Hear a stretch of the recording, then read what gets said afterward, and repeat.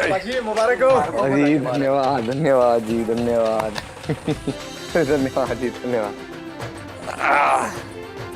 जी बधाई हो बलदेव जी, बधाई हो। बधाई हो जी, बधाई हो। धन्यवाद। आपने तो कर दिखाया। ओ जी बस जो कुछ हुआ है आपकी मदद से ही हुआ है, हैं? शुक्रिया जी। केवल शुक्रिया? तो आप बताओ। पार्टी शार्टी तो होनी चाहिए। हो जी जरूर जरूर, आज रात को करते हैं पार्टी मेरे घर पे। ठीक है, तो हम अपने बाकी साथियों को भी बुला लेते हैं जिन्होंने चुनाव में हमारी मदद की थी। क्यों नहीं, जरूर बुलाइएगा।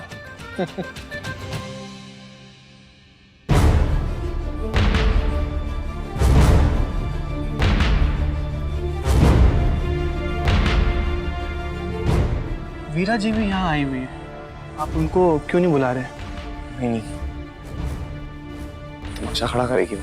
हाँ तो करने दो ना, तमाशा करेंगे तब ना लोग समझेंगे कि कैसी बीवी है, पति की जीत से खुश नहीं है और हमारे लिए हुए कोई भी फैसले के खिलाफ वो आवाज उठाएंगे तो लोग उनका साथ नहीं देंगे, क्योंकि लोग समझेंगे आपसे बदला लेने के लिए आपकी खिलाफत कर रहे हैं। वीरा जी प्लीज इधर आइए, इधर आइए वीरा जी।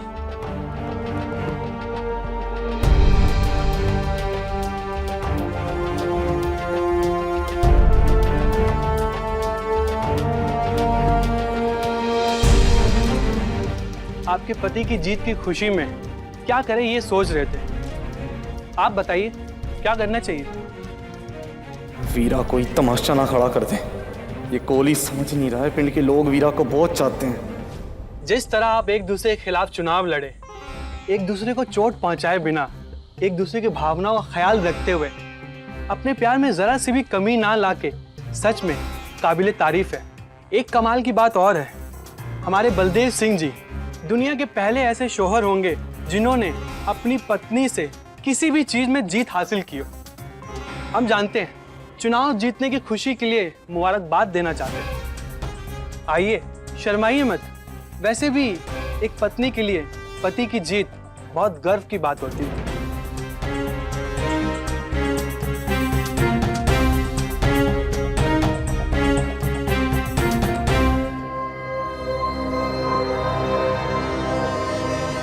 चुनाव जीतने की बहुत बहुत मुबारक बलदेव, यही तो तू चाहता था, सपना था ना तेरा, देख पूरा हो गया। खुश है ना? सबसे ज्यादा अच्छी बात तो यह है कि तूने चुनाव किसी को धोखा देकर नहीं जीता, कोई भी गंदी चाल नहीं चली तूने, है ना? जो कुछ भी किया चुनाव जीतने वास्ते, जितने भी तरीके अपनाए सारे बड़े सीधे थे, तूने कभी भी टेढ़ा तरीका नहीं अपनाया, है ना?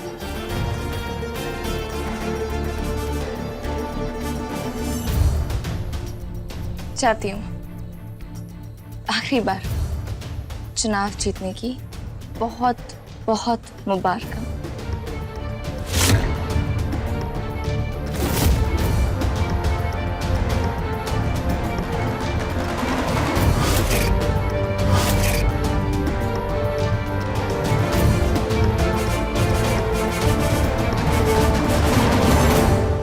वाह, लगता है आपकी बीवी आपसे हमेशा के लिए हार मान गई है। ये तो और भी खुशी की बात है, आज रात तो पार्टी का मजा ही आ जाएगा। कोहली साहब पार्टी आज नहीं करते, किसी और दिन करते हैं। क्यों बलदेव पाजी, आप अपनी बीवी से घबरा गए क्या? डर गए कि कहीं आपके घर में आपकी बीवी आपको पार्टी मनाने दे या ना दे? ऐसी कोई बात नहीं है, मैं बस ये सोच रहा था कि आज के बजाय अगर कल पार्टी होगी तो तैयारी के लिए ज्यादा वक्त मिल जाएगा। नहीं पर कोई नहीं, अगर आप लोग आज पार्टी करना चाहते हो तो पार्टी आज ही होगी मेरे घर पे। ओके?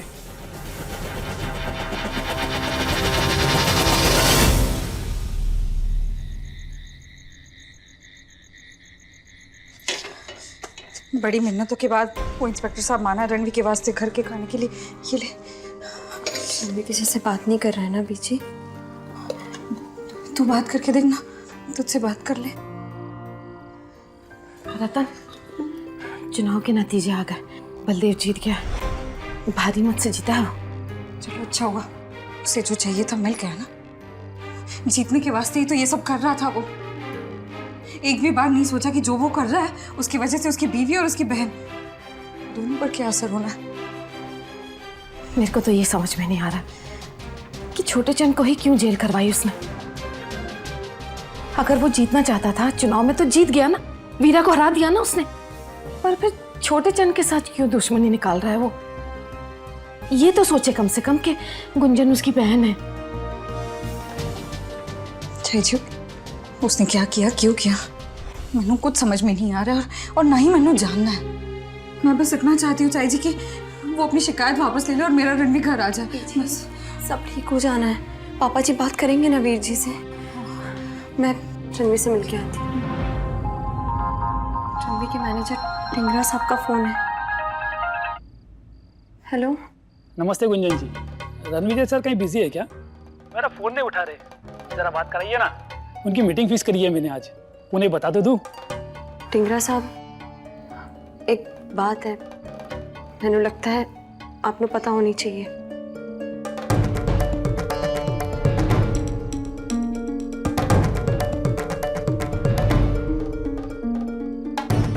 ये तो बहुत बड़ी मुश्किल है गुंजन जी। आप कुछ भी करके इस बात को मीडिया वालों से छुपा के रखना। किसी न्यूज वाले को पता नहीं चलना चाहिए कि रणविजय सर जेल में है। अभी वो गाना चुराने का स्कैंडल खत्म नहीं हुआ, इतने जल्दी दूसरा स्कैंडल बनेगा तो उनका करियर खत्म समझो। जी, मैं पूरी कोशिश करूंगी कि रणवीर की गिरफ्तारी की बात किसी को पता ना चले, और आपसे भी जो बन सके आप प्लीज कीजिए। Okay ma'am. मैं समझ सकती हूँ मैनेजर क्या कह रहा होगा। रणवीर पे भी तो पहले वो गाना चुराने का इल्जाम और अभी ये। गुंजन, तू अपना दिल मजबूत करके जाना। रणवीर जिस हालत में है ना जेल में, शायद उसको देख के तू ना टूट जाए। दिल मजबूत रहना होगा रणवीर की खातिर।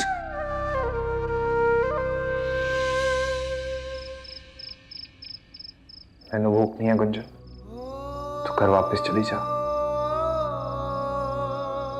और खाना भी ले जा। ठीक है, मत खा, पर अगर तू नहीं खाएगा तो मैंने भी कुछ नहीं खाना है।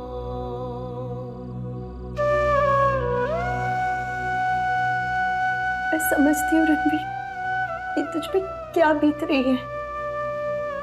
तेरे जैसा इंसान जिसकी नेकी के चर्चे सारा पिंड करता है, मिसालें देता है, आज दो इल्जामों से जूझ रहा है। एक इल्जाम चोरी का जिसकी जिम्मेदार मैं हूं, और दूसरा ये जिसके जिम्मेदार मेरे वीर जी हैं। खुद को इल्जाम ना दे गुंजन, छोड़ दे, खाना यहीं पे छोड़ दे, खा लाना तो, और तू घर चली जा। तेनू याद देख के मैंने ज्यादा अफसोस होना।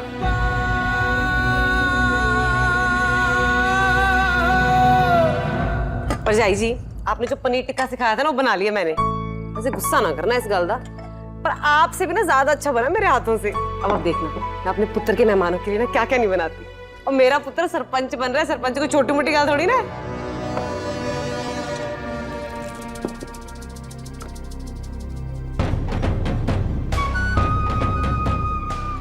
एक बात मैंने समझ में नहीं आई। इस कुड़ी ने अपना सामान तो बांध लिया, अब घर छोड़ने के लिए क्या पंडित जी से पंचांग निकालेगी? सच्ची परजाई जी, ये बला टले ना तो मेरी खुशी तो दुगनी हो जाए। इतनी मुसीबतें लाई है कुड़ी मेरे पुत्र की जिंदगी में, अब तो चली जाए बस।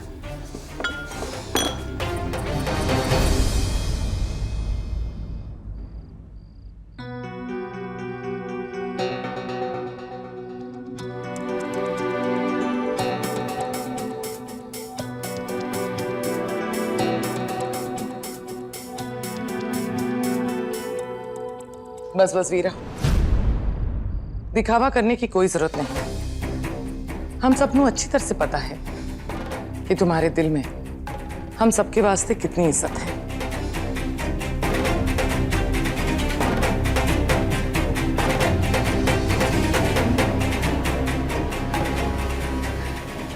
भरजाई जी।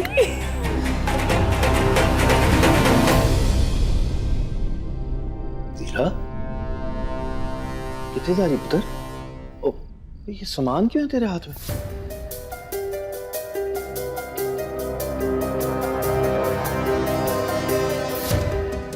तू घर छड़ के जा रही है? अब जी जो कुछ भी हुआ उसके बाद मेरे पास यहाँ रहने की कोई वजह नहीं है। मेरा इस घर से चले जाना ही ठीक होगा, मेरे वास्ते भी और इस घर के लोगों वास्ते भी। इस घर के लोगों के वास्ते क्या सही है क्या गलत है उसका फैसला करने के लिए अभी मैं चिंता हूं। कहीं नहीं जा रही है तू, चल चल मेरे साथ। नहीं पापा जी, मैं क्या? पापा जी मेरी गल तो सुनिए। पापा जी क्या सोच कर रहा हूँ मैं यहाँ पर? अब तक मैं यहाँ ये सोच कर थी कि बलदेव मुझसे प्यार करता है, लेकिन अब तो वो वजह भी नहीं रही ना। तो इसलिए तू घर छड़ के चली जाएगी? मेरे से एक बारी भी पूछने की जरूरत नहीं समझी तूने? मैं तो तेरे लिए कुछ हुई नहीं ना। बलवंत, जाने थे ना उसे, जबरदस्ती। ये मेरा निजी मामला है, आप बीच में ना ही बोलें तो ठीक है, क्योंकि मैं किसी की कुछ सुनने वाला नहीं हूं अभी। पापा जी एक बारी मेरी गल समझने की कोशिश कीजिए ना। पापा जी बलदेव ने आज जो कुछ भी किया उसने साबित कर दिया कि उसके दिल में मेरे वास्ते कोई जगह नहीं है। पापा जी जब मेरा पति ही नहीं चाहता कि मैं इस घर में रुकूं तो मैं यहाँ रुककर क्या करूंगी? किसके लिए रुकूं यहाँ पर? ना अपने पापा जी के लिए। मेरी बेटी नहीं है तू हा? या बस नाम के लिए मुझे पापा जी कहती है? और ये जो रब है ना, ये बहुत किस्मत वालों को बेटी देता है, और फिर जमाने का दस्तूर ब्याह के बाद बेटी को पराया कर देता है। तो ऐसे में जिन्होंने बहुत अच्छे कर्म किए होते ना, उनके घर पे रब तो जैसी बहू भेज देता है जो बेटी की कमी भी पूरी कर देती है। और तू सिर्फ इस घर की बहू नहीं है, मेरी बेटी है। तू मेरी ऐसी दुआ है जिसे रब ने कबूल किया है। अगर तू इस घर को छड़ के चली गई ना तो मेरा रब मुझसे रूठ जाएगा, मुझसे पूछेगा एक तेरे जैसा अनमोल मोती दिया था और मैं उसे भी नहीं संभाल पाया। तो पता नहीं, अगर तू चली गई ना तो तेरे पापा जी ने टूट जाना। मैं अपने आप को कभी माफ नहीं कर पाऊंगा। मैंने हमेशा अपने ऊपर गर्व किया है कि मैंने कभी किसी के साथ नाइंसाफी नहीं की। आज अगर तू चली गई तो मुझे लगेगा कि मैं तेरे साथ इंसाफ नहीं कर सका। मुझे एक बारी तेरे साथ इंसाफ तो करने दे, है मौका तो दे इस गलती को सुधारने का। मैं तेरे आगे हाथ जोड़ता हूं। नहीं पापा जी।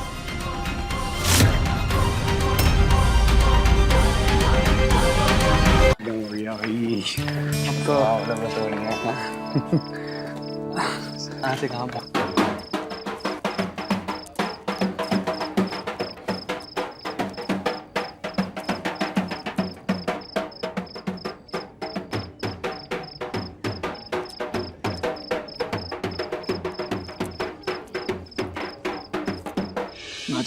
नहीं पापा जी, अब जी आप मेरी गल समझने की कोशिश तो करो। मैं क्या सोच कर रुकूं यहाँ? कैसे उस आदमी के साथ रह लूं जिसने मेरी बेइज्जती की, मेरा भरोसा तोड़ा, पूरे पिंड के सामने शर्मिंदा कर दिया, कानून की नजरों में गुनहगार साबित कर दिया। कैसे रह लूं पापा जी? मैंने पता है तेरे लिए बहुत मुश्किल होना है, लेकिन तूने पहले भी तो उस नालायक की कितनी जातियां सही, तो अब क्यों टूट रही है? क्यों? जानती हूँ पापा जी, पहले भी हर जाना भर चुकी हूँ, लेकिन जानते हैं पापा जी, तब मैंने विश्वास था कि बलदेव मुझसे प्यार करता है। तब मैंने लगता था कि वो जैसा भी बर्ताव मुझसे कर रहा है वो सिर्फ इसलिए कर रहा है क्योंकि मैंने उसका दिल दुखाया। वजह थी उसके पास, लेकिन इस बारी तो मेरी कोई गलती नहीं थी ना बाबू जी। फिर क्यों उसने मैंने ऐसे बेइज्जत किया सबके सामने? बाबू जी उसने मैंने पिंड की नजरों में गिरा दिया। ये करके उसने मेरे मान सम्मान, मेरे स्वाभिमान को चोट पहुंचाई है। बाबू जी अगर सबके बावजूद मैं इस घर में रहेगी ना उसके साथ, तो शायद मैं अपने आप से नजर नहीं मिला पाऊंगी। उसने मेरी बीची, मेरी वीर जी, उन सबके सामने मैंने शर्मिंदा कर दिया। मैंने गुनहगार साबित कर दिया। ऐसे नहीं रह सकती। बाबू जी जानते आज तक उसने जो कुछ भी किया, कहीं ना कहीं मैं जानती थी कि उसका इरादा गलत नहीं होता। काम गलत हो सकता है, लेकिन इस बारी तो उसका इरादा भी गलत और काम भी। अब जी आप ही बताइए कैसे रह जाऊं ऐसे इंसान के साथ? अब जी मैंने लगा कि वो मुझसे प्यार करता है। उसने आज तक जो कुछ भी किया वो सच्चा होता था, चाहे वो उसका गुस्सा हो या उसका प्यार। लेकिन इस बार बाबू जी उसने मुझसे झूठा प्यार करके नफरत दिखाई।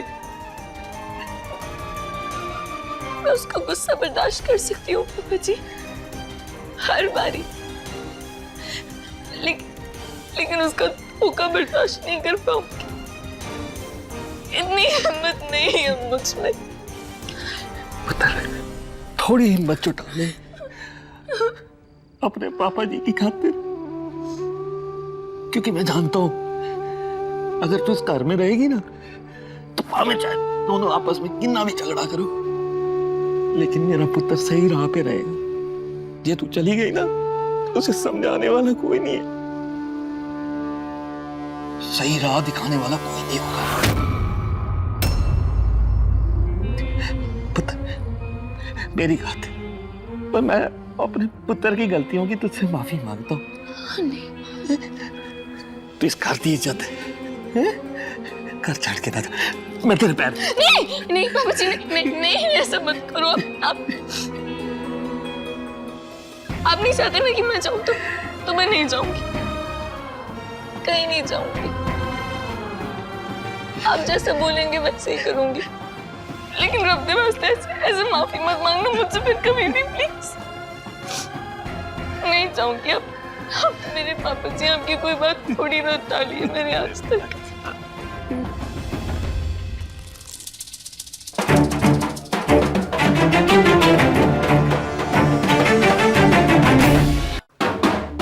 बांसुरी, तेरा पुत्र जंग जीत के आ गया। जा पूजा की थाली ले आ। नहीं बंसरी जी, कोई पूजा की थाली वाली नहीं आएगी। आपका पुत्र कोई जंग जीत के नहीं आ रहा है, अपने खानदान का नाम मिट्टी में मिला के आ रहा है। जी कैसी गल कर रहे हो तुसी? बस बंसरी जी, कोई बहस नहीं है। यह घर मेरा है और यहाँ वही होगा जो मैं चाहता हूँ।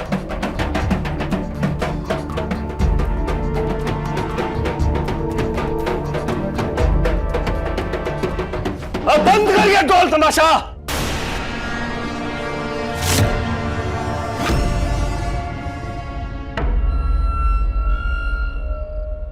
पापा जी मैं तो चुप, एकदम चुप। तूने जो हरकत की है ना वो इतनी शर्मनाक है कि तुझे अपना पुत्र कहते हुए मेरी जुबान चल रही है।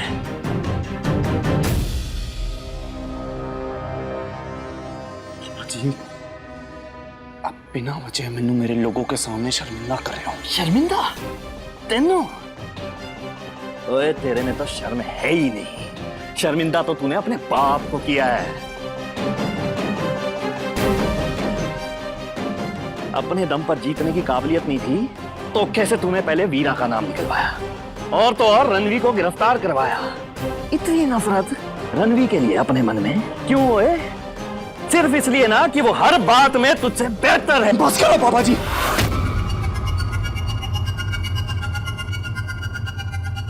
आपकी इज्जत करता हूं, उसका मतलब है नहीं कि आप मैनू ऐसे नीचा दिखाओगे। मैं आज सरपंच बन गया हूं, वो फिर भी आपको रणवीर अच्छा लग रहा है। पापा जी कभी तो मेरे लिए खुश हो, कभी तो गर्व करो मेरी कामयाबी पर। आप हर वक्त मेरे साथ ऐसा सलूक नहीं कर सकते।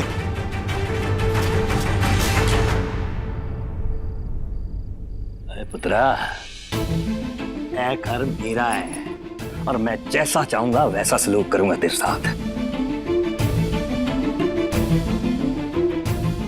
तो जैसे झूठे घटिया आदमी की हरकतें मुझसे बर्दाश्त नहीं हो रही हैं।